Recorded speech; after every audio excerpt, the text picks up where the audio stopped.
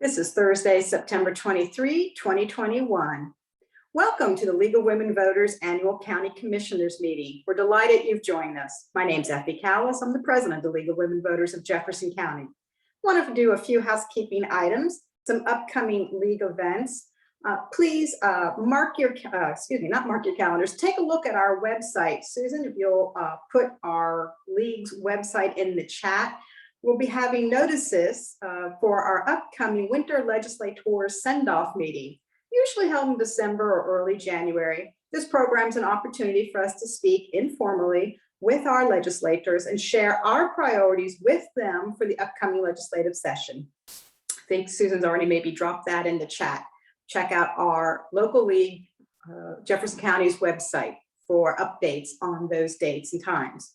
I also invite you to watch our state league's website for updates on redistricting.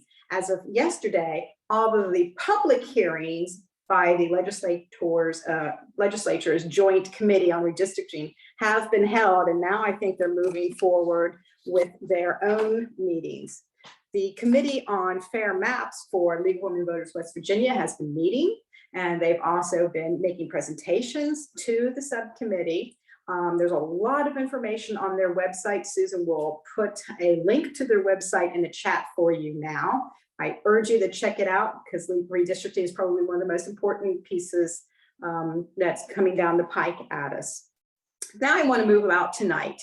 The League of Women Voters has been meeting informally with our Jefferson County commissioners for a very long time.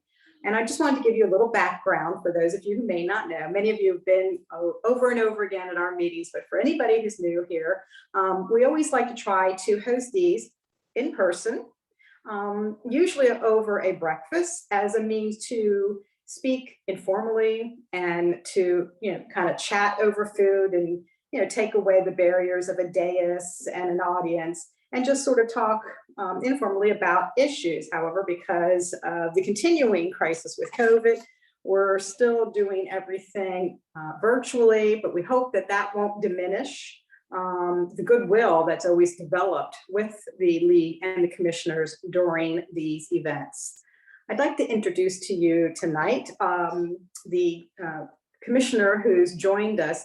To be sure, to be clear, all of the Jefferson County commissioners were invited to join us tonight. I'm very pleased that Commissioner Jane Tabb accepted our invitation.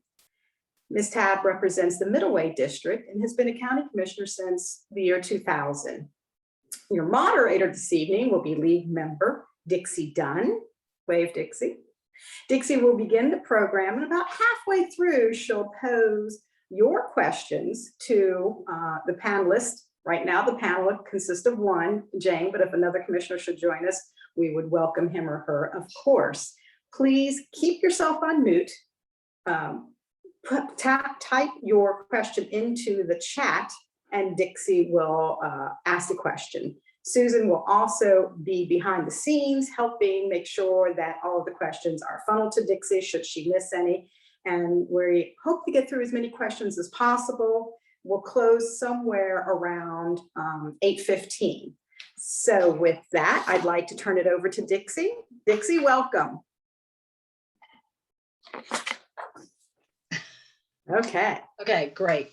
Yeah, that mute button doesn't affect quite as quickly as I'd like it. But again, Jane Tabb, thank you so much. We always enjoy our conversations with you and always look forward to those. And would you like to start off with just a brief summary of anything that you'd like to say? And then after that, I do have some questions that have been submitted ahead of time, and we can start with those, and then from there we'll go on to live questions. So at this point, I turn it over to you. Jane, you're on mute. There we go. Yeah. Well, thank you to the League for hosting this forum. I think it's important that elected officials try to connect with their constituencies in many different ways, and this is a one way we can do that right now, and besides, emails and phone calls. So I'm glad to participate and feel it's a valuable experience. Now, Effie did say I was a commissioner since 2000. Well, technically true. I did have a 6-year leave of absence between 2007 and 2011 or 12. Yeah. So this is my 3rd term, but I had a little break in there. So I know what it's like to be defeated also. Yeah. Okay, well, we're so glad that you are back. And I will go ahead and start with a question here. I have someone who's interested in knowing if the commission believes it's representative of the interest of county citizens or of their own agenda. This one person felt like that she was not being fairly, represented. Would you be able to address that? Well, I can always only talk from my viewpoint. I'm not in the heads of my fellow commissioners to really know where they're coming from. So, I try to look at everything across the board. And of course, each of us as individuals have our own preferences, let's say. But a lot of times, legal counsel will tell us something that in executive session that we can't share with the public that might change my mind on going one direction or another. But I really do try to listen to all sides. And sometimes there's no easy choices. You're not happy with any decision that's possible, but you have to make a decision. So those are some of the tough ones when there's no easy answers or nothing that is really the way you want it to be, but you've been advised a lot of times, you've got these options and that's it. So, Yep. Oh, and the other thing is there's never enough money to do everything you want to do. Unfortunately, yes. Okay, I have another person wrote in and said that they have great concerns about the toxic chemicals that are leaking into water and ground from Rockwell's manufacturing processes. What actions will the county commissioners take to keep Jefferson County water, land, air, human, and wildlife resources safe from Rockwell's air and water pollution? Well, I can't speak for the commission. I can only speak as one commissioner. I understand their concerns. I have them myself. That's what got me into politics to begin with. I don't call it politics. I call it an elected representative of the people. And many of you have heard this before, but I'll just repeat it. In the early 1990s, we had a farm that was adjacent to the Jefferson County landfill. And, one early summer day, my husband went over there to cut hay and we had 5 acres that was totally barren. And it soon became apparent that the landfill was leaking laterally, and we had the land tested and it had high rates of aluminum. Well, that's not something that you find in any fertilizer or spray or anything like that. So, it took us a long while. And I started attending county commission meetings. I realized they were not the final authority to fix the problem, but I think they had a duty to bring attention to the problem and get the state resources that was necessary to fix it. So that was about a 5-year process before the state finally admitted there was a problem and they had to fix it. And then, several more years to actually get the work done. But that was a challenging time for us. Well, is Rockwell, are they submitting reports to the county commissioners as to what the toxicity levels are or anything like that? Do you get any kind of information from Rockwell? No, that all goes to the state of West Virginia DEP. Okay. And I have said this publicly, and of course, was very disappointed with DEP's inaction with the landfill. I see that same thing happening here. I do think there's, you know, some evidence that there's problems there at Rockwool, and it appears that DEP is not doing thorough inspections. I mean, I'm not there when the inspector's there. You know, I'm just going by what others have said. It's very disappointing that our state does not take these environmental concerns more seriously. I'm sure they're understaffed. That seems to be a chronic problem.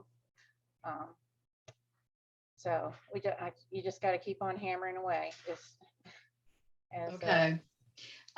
What role do you see Jefferson County playing in welcoming and resettling Afghan refugees? Wow.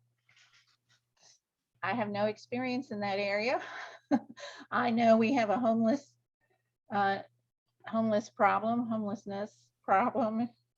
per se, and the towns in the county have had a conversation about, you know, a social worker and somebody that could bring a coordinated approach to dealing with that.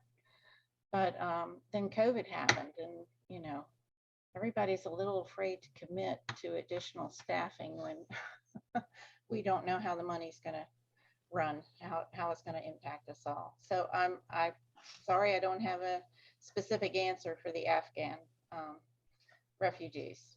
Okay, thank you. And then I have someone who's saying that they would like to hear how the commission weighs the land use and energy issues around solar farms. Well, obviously, the majority of the commission endorses it in almost every zoning category that we have. I do not. I'm not opposed to solar.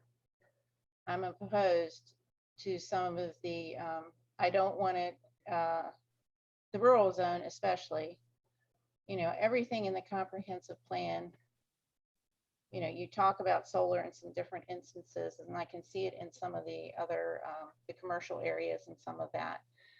But in most of the comprehensive plan, it says we will allow this while ensuring the rural nature of Jefferson County. So if solar has to come, or, you know, the lawsuits get settled or whatever, I want to make sure it's done right. And in 30 years, we don't have a mess to clean up. That's my biggest concern, because I won't be here in 30 years. Mm. Well, maybe if I live to be 100. So, but you know, that's my biggest concern. And you know, I think it's been sold or marketed that, you know, well, if the land will return to agriculture. I find that hard to believe, because I think in 30 years you have, you know, 1,000 acres of cleared land that is not going to go back into agriculture. But, you know, that's Right. me. I'm a farmer. I love agriculture, so that's where I'm coming from. Who's your furry assistant there? Oh, that's Annie. That's my Okay. cat that when she knows I'm on the computer, she comes and visits. Well, she needs to add her 2 cents in. Yes. That's cute. Okay, there's another question here while we're still on solar panels. Why is the county commission seeking to allow solar panel industries as permitted uses in residential districts? You'll have to ask my fellow commissioners, because that's the way they voted. I did not vote that way. Okay. And then I guess we have a third question here. How will the county commissioners continue to pursue solar panels for Jefferson County? Well, you know, the planning commission is looking at the comp plan and a new ordinance. So I think that's their approach. Okay. So let me follow up on that. You need to pay attention to the planning commission meetings, because those are, I know one of them is going to be on this next planning commission meeting. You know, they have some areas where you can make public comment and sometimes you don't. But working on the comp plan, they need to involve the community in any changes to that. So there will be an opportunity, plus if the county commission, if it gets back to the county commission, we also have to have a public hearing on that. And I know it's hard to keep track of all these moving parts. But you know, you can always email your commissioners. You know, you don't have to wait during a meeting to be recognized. So, you know, I read all those that are emailed to me. So that's one way, and you can participate in the Zoom meeting, you know. Okay, thank you. What is the county commission's stance on vaccine requirements for staff, county commission members? Could it change if COVID cases increase? Well, I think 2 meetings ago, the county commission voted that they were not going to require vaccination or masks. I voted against that. The judges didn't like that, as was my feeling on that reaction, because they are requiring masks in their courtrooms. So that is being enforced. And, you know, I'm not opposed to masks if it keeps everyone safer. I have 2 family members that are immunocompromised. I go in any store, I'm wearing my mask. And we only socialize most of the time outside. So until they can get the 3rd shot, you know, well, even after that, I'm still going to be really careful. Okay. Will the county commissioners encourage residents to get the current flu shot? You know, I'm going to get mine on October 1st. I've already got that lined up. I cannot speak for the other commissioners, you know. Okay. Okay.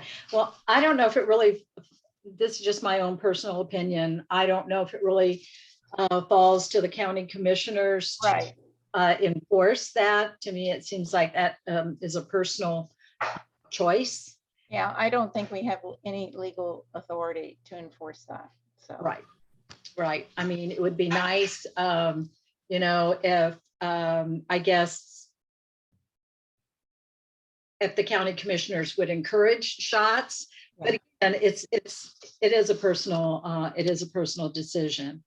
Well, and let me add, and many people probably don't know this, and that's okay. I was raised as a Christian Scientist, and so, you know, I never used any medication until later in life.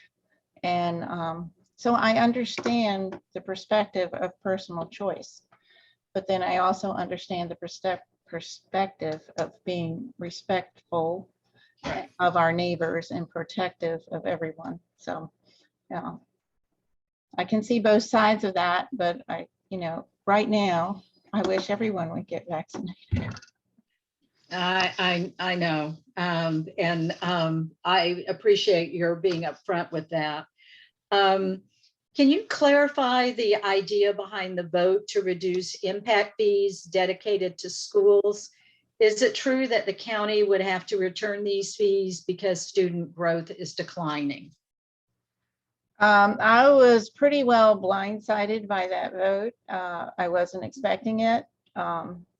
We had sent the original Tischler Bias report that came in like last fall or more, you know, November or something. We sent it back to them because we thought the numbers were pretty high. And, you know, we took out, let's see, I think county administrative space, and there was something else. But anyway, I know, we took out the extra things in the school portion that were to deal with, you know, fields, athletic fields and things like that. So we got it more just to the basic, you know, school buildings that are absolutely necessary for education. And so I thought the numbers came back very reasonable. My fellow commissioners apparently disagreed with that, and I don't want to speak for them as to their reasoning. I was shocked. I'm very disappointed. I don't think that is the way forward in any shape or form. I mean, I remember I was on the commission when impact fees were first implemented. That's probably why I lost my reelection. But anyway, they're a double-edged sword. I understand that. It makes homes more expensive and so forth. But, you know, our kids were so jam-packed in Jefferson High School. I mean, if a kid fell down in the hallway, there'd be a pileup. It really wasn't safe at all. And I know probably the fire marshal would have shut it down if we had alternative school facilities, but we didn't. And, you know, it was really getting to a crisis, and the state said they would not give us any, from the school board portion of, they wouldn't give us any financing unless we passed impact fees. Oh, wow. So, you know, we were really in a real vice and had to come up with a solution. And I do think they're as fair as can be, but I understand people too wanting to pay the amount necessary. So, but with the numbers going down, I mean, would the county commissioners have, I mean, would that money be refunded? no, I don't think so, because, you know, we have to, let's see, it's either every 5 or every 6 years, have the fees reevaluated. Okay. So that's a condition of impact fees. You just can't set it and then never look at them again. Okay. So I think if that wasn't in there, you know, you may have a situation where you might have to refund money. And there's a limit on how many years they can hold funds without spending them. Now, Okay. if they don't spend that money within that time frame, and I can't remember, I want to say 8 years, but I don't know if that's right. Then that it has to be refunded. Okay. All right. Are there plans to publicize meetings on the county commission use of CARE Act and other federal funds to enlist citizen input? Well, I know we're going to have public meetings on that, and I'm hoping, I'm really praying that there will be opportunity for the public to comment.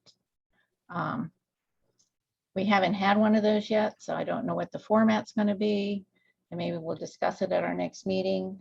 But I hope the public can comment during the meeting before we make any decisions, just as I hope someday to eventually restore public comment to the beginning of a county commission meeting where it should be. Okay.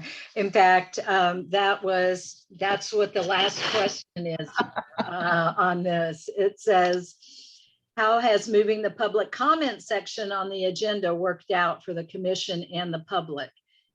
Is it true that county agencies requested the move so that they can deliver their report to the commission at a set time and thus better schedule their workday? I don't know about that reasoning. I just think it's a travesty that we're not listening to public comment before we make decision on issues. To me, that's, you know, defeats the purpose of public comment. I'm going to try to diplomatically get that back where I feel it should be. It's a huge disappointment to me, and I believe it's a disservice to our citizens that we're supposed to be representing. Right, right. And I think getting a close up of my cat. She wanted to. So, okay. Is the county commission trying to get involved in redistricting as it affects Jefferson County? Are there any meetings with our legislators planned? I don't think there's any meetings planned yet, just because it's so early in the process. But I'm sure there will be very very many interested folks watching that redistricting closely. Yeah, it should, but we got the ag census so late. That's no one's fault. That was because of COVID. So it Right. will be challenging, to have public input on it. So. Right. Okay. And I think a lot of us totally agree as far as the public comment section. I mean, definitely that seems so important. And I totally agree with you that it should be at the beginning, because there should be input before any vote is taken. So I thank you very much for that support on that. Are there any other questions? Okay, let's see. We have a few more. Okay. Libraries are a fundamental part of the fabric of our democracy and our communities. They are the first place people come to when they're considering moving here, and after they move here, they get their library cards immediately. Libraries are excellent for the economic growth and stability of the county. Will you help us find a way to be funded in a manner that is adequate, predictable, and sustainable? Well, that's a challenging question that I've been involved with for many, many years. And, something that would be adequate and predictable would have to be, in my opinion, would have to be tied to our taxation system. And it's not there yet. And that has to happen at the state level. We have given extra money for capital projects to the libraries over the past years, but I know it's not enough. And I know their operating budget is not enough. But I try to be as supportive as I can within our budget to our libraries. I was an English major. I worked in the library at Virginia Tech, so they are near and dear to my heart. Okay. And we've sort of addressed this. I do have a question here. Why do we only have one commissioner present? Why won't the county commission talk to their constituents? And I know that President Stolper did bring up the fact about the Open Meetings Act and the county commissioners' obligations. Would you like to just comment on, in case some people are not aware of what that Open Meetings Act is, and what the commission obligations are regarding that act? Well, my understanding of the Open Meetings Act is that commissioners in deliberation, or probably I can sort of see the point of debating maybe within the context of this meeting, they can only do that when it is a publicly noticed meeting and that item of discussion, sorry, Kat, is on the agenda. I mean, we can all be there in a meeting and,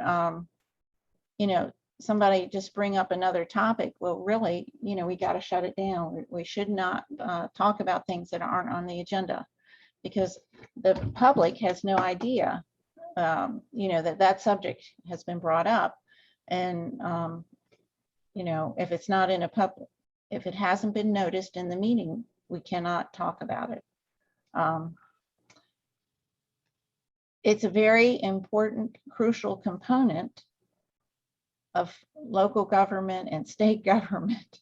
That's the only way the citizens are going to know what's going on. And I know it is very, very hard as a private citizen to keep up with all the meetings and all the agendas and so forth. I know that, but that's what it really takes to implement change. And I think we need some changes right now. But I understand with the Open Meetings Act that essentially if there's a quorum, and a quorum in this particular instance, there are 5 county commissioners, and so 3 would be a quorum. That's right. again, I guess I'm just kind of curious as to, we're not really debating anything here. We're just, asking questions, trying to find out what the viewpoint is. But according to the Open Meetings Act, if there are 3 or more, that's considered a quorum. And so they're not really allowed to discuss anything that hasn't been publicly addressed or the public been notified of. I think in a very strict interpretation of the Open Meetings Act, that is correct. But mainly it's that 3 commissioners don't get together on the side and decide what they want things to go, how things are going to go in the next meeting. That's the worst case scenario, that they meet outside the meeting, decide how they're going to vote, and so forth. Okay. And I see the chat here from Grant, but I think it's Rennie Smith about seeking an opinion. And I've been researching my Robert rules and anything in the law that I can to figure out some things, not so much about the open meetings, but the public comment and where it needs to go in a meeting. So. Right. And I'm sure that you can see in the chat too, that there are other, that, some people are saying that that's not this type of meeting. It's just, an informal discussion. Well, and I agree with that. I mean, we would have to, each commissioner would have to, realize that this is not a debate between each other. It's right, stating our opinions and hold to that. But, I don't know. Okay. Well, thanks definitely for sharing that. Okay, you saw that one from Rennie. I continue to believe we should seek an opinion from the state on the Open Meetings Act versus public forums like that. Just my comment. Okay, but 2 commissioners attending tonight would not be a quorum and thus not violate the Open Meetings Act. I know I did get an RSVP from another commissioner who was not able to attend, and then another one was invited to participate and has not gotten back to me on that. So anyway, another comment here is, so a public notice of this forum would probably be sufficient. Well, all of our meetings, like this meeting, was published, and it does indicate that it is an informal discussion. So well, I would just say on a technical level, though, you'd have to, well, I can understand both sides, but you'd have to limit the discussion to things that would not be on the agenda. I mean, right. Yeah. Right. It's a hard one. Well, the other thing might be, and I guess, I can take this back to the league, to the board for consideration. I don't know if we submitted questions ahead of time, if that would, suffice, or if the commissioners would feel comfortable, with that. Well, you could contact the Ethics Commission for some guidance. That would be a very low cost, fast way to, get some ideas of what quote would be acceptable without violating the Open Meetings Act. Okay, all righty. Thank you for that information. Where do you think Jefferson County will end up in the House districts? I haven't, studied that. It will be interesting. I just, I don't know, with the whole population shift in the whole state. I don't know how far that will, how much that will impact us here. Right. If we'll get more, I hope we won't have I think this is right, you know, we won't have senators that are in 2 different counties, but, you know, this is just first glance, big picture part of the direct impact in Jefferson County. Right. Now, you've said several times this evening that you didn't know why the public comment was moved or why the impact fees have been reduced. How is it that the other commissioners vote for something for which there is no information provided? Well, there was information provided, but they came to a different conclusion than I did. I mean, I'm not sure. Maybe if you could repeat the question, I can answer it better. Sure. You've said several times this evening that you didn't know why the public comment was removed or Right. was moved, Yeah. or why the impact fees have been reduced. How is it that the other commissioners vote for something for which there is no information provided? Well, there was information provided on the impact fees, but I'm just speaking from what I heard. My other commissioners say that with the declining school enrollment, they felt that they should lower the impact fee for schools. For the public comment, I believe the president felt that was the best place to put it. I don't know why. To me, it appears it is limiting public comment, and I don't like that in any shape or form. I was not advised of that before the meeting. You know, when the meetings first started with the new president, it happened. And so I'm working. I'm working. I can't say more. I'm working on that issue. Okay. Well, President Stolper did say that he would be available for a sort of a breakfast type chat. So we may have to take him up on his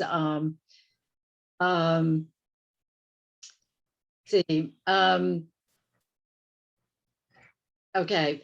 So he said that he would be happy to have coffee with any of us on an individual basis. So we may take him up on his invitation and try to get, you know, some answers, you know, from him. And again, like I said, you know, the league is not trying to be confrontational. We're just asking questions that their constituents are asking, you know, and so it's just basically a communication outlet. So like I said, and we truly appreciate you always being gracious to join these informal, you know, discussions. So, and for that, we can't thank you enough. I'm not seeing any additional questions coming through. Does anyone else have any additional questions for Jane? We'll wait here a couple of minutes. And again, we will be posting this. You can follow us, the League of Women Voters, on Facebook. And there is a log on there in the chat room for the Facebook link. And at this point in time, do you have any closing remarks that you would like to make, Jane, as we sort of sum things up? And then I'm going to turn it over to Effie. Okay. Well, I would encourage all constituents that are, you know, any citizen that is concerned about the way public comment is being handled to send their comments in to the commission. And you know, there's a few other avenues to pursue on that, but it's more a legal avenue that I'll be researching. But I just think my fellow commissioners need to hear that from more than, you know, a few people. You need a whole lot of people to speak. Definitely, definitely. Okay, Effie, I'm showing that you're still on mute. If you want to double check your mute button there. And at this point in time, I'm going to turn the meeting over to Effie with any closing remarks that she has. Thank you, Dixie. Thank you, Commissioner Tabb. Dixie, I noticed that Addison just posted something, but I didn't see it. I don't have my glasses on. Did she have a final question? Maybe she was typing as we were doing a handoff. I don't want to Okay. take more question.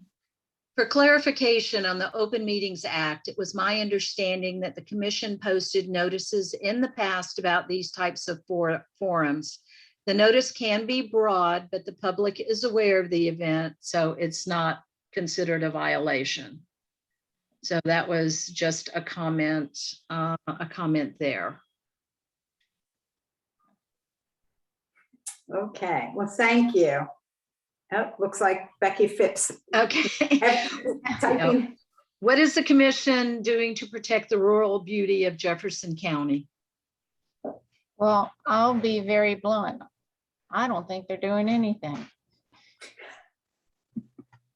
Okay, and we need that. Tell us how you really think, Jane. Yeah, I know. What would you do differently? Well, you know, I've always been supportive of agriculture, and there's a couple of groups that are working to make, to find new ways to be prosperous in the rural community through agriculture. There's a lot of resources out there, but you just have to know where to look. And, you know, I think you have to follow the comprehensive plan, and that we have a rural zone, and that's what it means. It's rural. You know, other people have interpret that differently than I do. Well, give us an example of how you feel the rural zone has not been protected as rural. What's happened recently?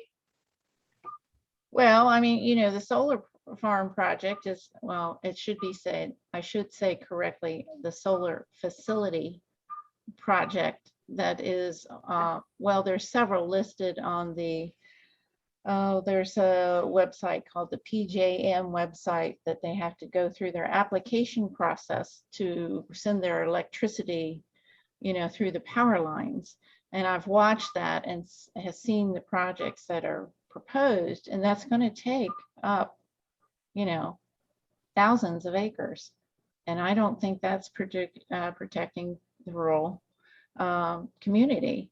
You mean those big electrical facilities, like sometimes we see with lots of lines and the big structures holding the lines? Is that what you mean? No, what I mean is for a solar facility to be approved, it's not only our planning and zoning, it has to get approval to sell electricity and transmit it on the power lines. Uh-huh. So there's like a, oh, I can't think of the term, but there's like a clearinghouse for all these proposed projects. And there's some regulatory authority that will either give them the okay or deny it. So, but in terms of how that does or does not protect or take agricultural land out of agriculture, I guess that's what I'm trying to understand. So it's not just the solar arrays. You're talking about something else for which the county won't have any control. Well, the county has control as far as land use, you know, what's permitted in certain zones. But there's also another hoop that the solar facilities have to jump through, is get approval to market this solar electricity on the power grid. Mm-hmm. So, you know. Oh, I see. So it's not so much that the secondary facility takes up agricultural land. You're thinking that simply placing the arrays, that takes agricultural land, and the question for you is, will that electricity be bought, or will that land just sort of be taken up with those arrays? Is that it? Well, I'm just saying there's just two things that have to work together for it to be a functional facility. Mhm. You know, I've been told that the average life of a facility like that is 30 years. 30 years, right. So, you know, we've got to have a very good bonding policy in order to make sure that if for any reason, economic or a weather event or whatever, if it's no longer a functioning facility, that it is cleaned up and the land is restored. You know, And is that in place, that bonding mechanism? no, we have not approved that yet. And I am very concerned. We have a draft bonding policy. We haven't approved it, but you know, at the last legislative session, there was a state bonding policy created. And what I am afraid of, it will be handed over to the state and for enforcement. And I'm already disappointed in the enforcement from the state on you know, environmental issues. You know, and no one has experience with this that I know of. Well, thank you for bringing that to our attention. As I said at the top of the show, the league will be meeting with the legislators before they go to Charleston for this next legislative session. And this is a component of questioning and some discussion that we can have with them. Thank you for bringing it up. I was unaware of it. I don't know if our fellow league members here were aware of the bonding issue being relegated to the state as opposed to right here. That decision hasn't been made, but that option is now available. Yeah. And I'm afraid that's where it's going to go. And you know, we have fought for years to have local control. Local control, yes. It's just not wise to hand Wow. it to the state. Thank you. Thank you for bringing that up. At least I can speak for myself. I was totally unaware of that particular very important aspect. Dixie, I think I see a few more questions popping in. Yeah, I do. Perhaps the commission as a body could visit landowners / farmers and persuade them to form an association with the Farmland Protection Agency. Is that something that the commission could do, or is that out of their you know, obligations? How would that work? Well, I'm on the Farmland Protection Board, and I was, you know, a commissioner when we created that board and it got started. So I'm a big proponent of it. But the caveat is it has to be willing landowners approach the board, submit an application. I mean, there's a whole process to go through, and we don't approve every property that's presented to us. We want to save the best soil in Jefferson County and get the best bang for our buck. Right. We pay the conservation easement value, which is the value for, you value it as agricultural use, and then you get it appraised again at its commercial, or, you know, if it could be developed price or whatever, depending on where it's located. So, you know, that's what we negotiate with and get grant matching funds for, to pay individual landowners that come forward. We don't go out and, you know, Well, pick that at certain actually, people and say, you need to do this. right. And that actually makes, you know, more sense. I mean, I'm sure farmers wouldn't like to be told what to do. Exactly right. Especially with their land, but Yeah. I mean, and so, you know, this may be an issue that we might want to help educate either the Yes. public and or our farmers about, that if they, you know, are concerned, that there are some avenues that they, you know, could, you know, follow. Right. The one thing I do want to say is we do want to thank you for being a consistent library companion all these years, or champion all these years. So I didn't want that to go by without being said. And then we also want to thank you for taking the time to attend this meeting with your constituents of Jefferson County. Let's see. I'm not sure what that question is, it says suggesting / discussing the possibility of what is meant. I'm not sure what she's, what this person's talking about. But okay, at this point in time, like I said, I think we've got most of the questions. I don't see anything else popping up. So I will go ahead and turn it over to Effie Callis. All right, well, thank you, everybody. I think we've had about 16 participants, so thank all of you for joining us this evening. I hope all of you become members of the League of Women Voters so we can put on more programming. We need more hands. Dixie has done a fabulous job for this evening, and when we've hosted this in the past, and we would like to have more programming because more information needs to go out. I mean, raise your hand if you learned something this evening. I mean, the bonding issue was huge and I had no clue. And I attend county commission meetings, not all the time, but enough. So yeah, this is the format for which we can get great information and figure out how to put our limited time and resources as individuals to speak and to get active. Thank you, everybody. If you have any questions, never hesitate to reach out to me or to Dixie or maybe even Susan if you have any great ideas for programming or want to volunteer to do some more activities with the League. Jane, thank you, thank you, thank you. Appreciate it. I see Cam back there. Hey, behind you. Your mic is off. Turning off the lights to watch TV. So that's Okay. I'm in darkness now. So. Well, tell them thank you for letting us have you for a bit this evening. Good night, everybody. All right. Good night. Enjoyed it.